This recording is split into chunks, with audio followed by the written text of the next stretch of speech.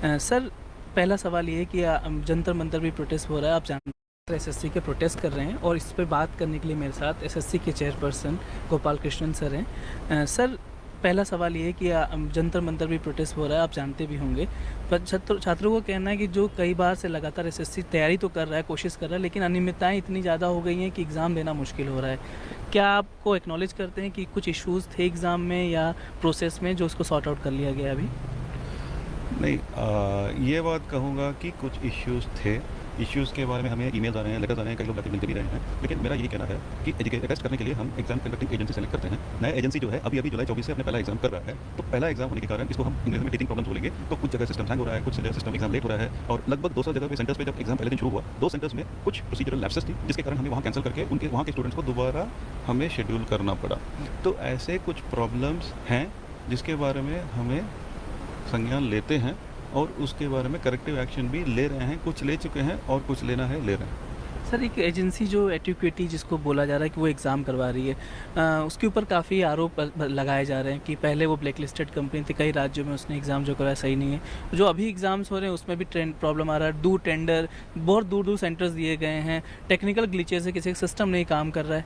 इन सब को कैसे एड्रेस करते हैं सर? भाई ऐसा है, मैं किसी संस्था का नाम नहीं ले रहा हूँ, लेकिन इस एसएससी एग्ज़ाम चलाने में कम से कम 4 या 5 अलग-अलग संस्थाओं का रोल है। जी। कुछ संस्थाएं हमारे लिए क्वेश्चंस बना रहे हैं, कुछ संस्था है जो हमारे लिए एग्ज़ाम मॉनिटर करता है, कुछ संस्थाएं हमारा आईटी प्लेटफॉर्म चलाता है और उनमें से एक एंटिटी है जिसका नाम आपने अभी लिया, जो एग्ज़ाम कंडक्टिंग एजेंसी है।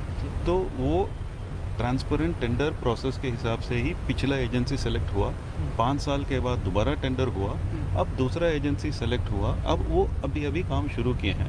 तो अभी मेरा तो ये डिफेंस में तो मैं नहीं कहूँगा, अभी शुरू हो रहा है। तो पहले एग्ज़ाम के लिए इधर उधर सेंटर्स की कमी के कारण लोगों को थोड़ा दूर जाना पड़ा, लेकिन हर इसका भी उनको पेनल्टी होगा और हर एग्ज़ाम में इसको कम करेंगे जब ज़्यादा सेंटर मिलेंगे, बढ़ेंगे। मैक्सिमम हमारा प्रयास है कि किसी भी कैंडिडेट को 200-300 किलोमीटर से दूर नहीं भेजें।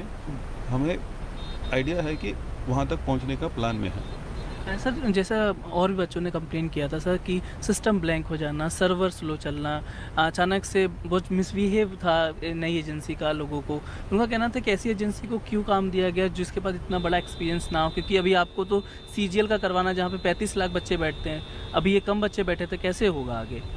यार, एजेंसी का सिलेक्शन जो है एक ट्रांसपेरेंट टेंडर प्रोसेस पे है, जहाँ वेटेज अपने टेक्निकल स्किल के लिए भी होता है और फाइनेंशियल बिड के लिए होता है। दोनों को मेजर करके QCBS बोलते हैं इसको, ठीक है। अब अगर आप बड़े संस्था हैं, कई एग्ज़ाम किया है तो आपको ज़्यादा नंबर मिलेगा, आपका एक्सपीरियंस कम है तो कम नंबर मिलेगा, लेकिन ये मेन नहीं है। पूरा एक strong technical committee IT ministry के एनजीसीज के थ्रू कि इनका प्लेटफॉर्म कैसा है, इसको बाहर से, मैं तो यही कह रहा हूँ, आजकल एग्ज़ाम में चोरी जो है ज़्यादातर टेक्निकल बात है। आप जाके एक कंप्यूटर सेंटर पे एग्ज़ाम लिख रहे हैं, हो सकता है कि कोई बाहर से, अगर सेंटर वाला चोरी करें तो बाहर से कोई आपका कंप्यूटर का कंट्रोल ले सकता है, आपके मशीन में इंटरनेट चला सकते हैं।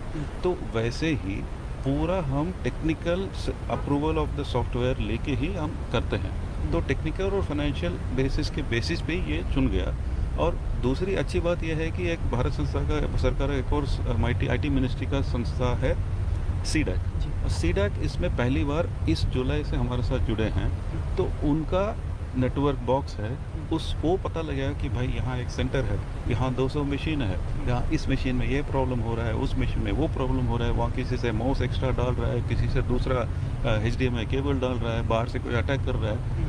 वो सब हमेशा हर एग्ज़ाम में हो रहा है, टैकल कर रहे हैं। और जहाँ भी हर एग्ज़ाम के बाद इस डाटा को एनालाइज करके आपके मशीन में कोई बाहर से आपको हेल्प किया है, हमारा प्रयास यह है और ये भी करते रहें कि इसको एस्टेब्लिश करके उस कैंडिडेट को निकालते हैं। तो ये कोई गारंटी